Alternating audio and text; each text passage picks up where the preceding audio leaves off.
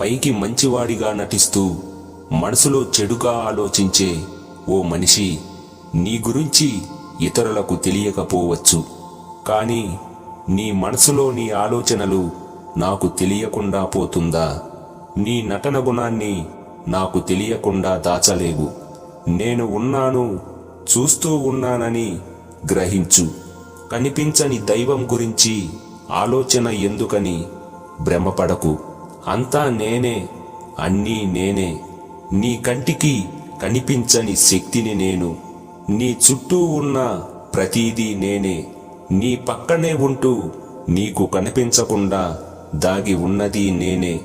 సృష్టిని నడిపించేది నేనే, ఋతువులను మార్చేది నేనే, ప్రళయాన్ని సృష్టించేది నేనే, కాలాన్ని గమనాన్ని మార్చేది నేనే.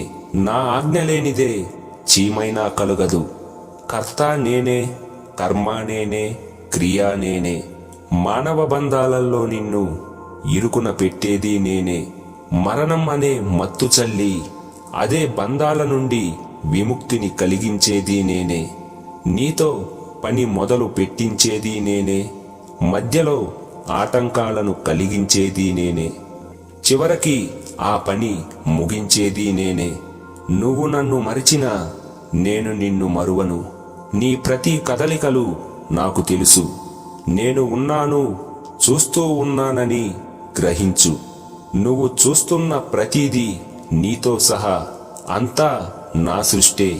నేను సృష్టించిన ఈ సృష్టిలోని పదార్థాలు నాకు నైవేద్యంగా పెట్టడంలో ఏముంది నీ గొప్పతనం?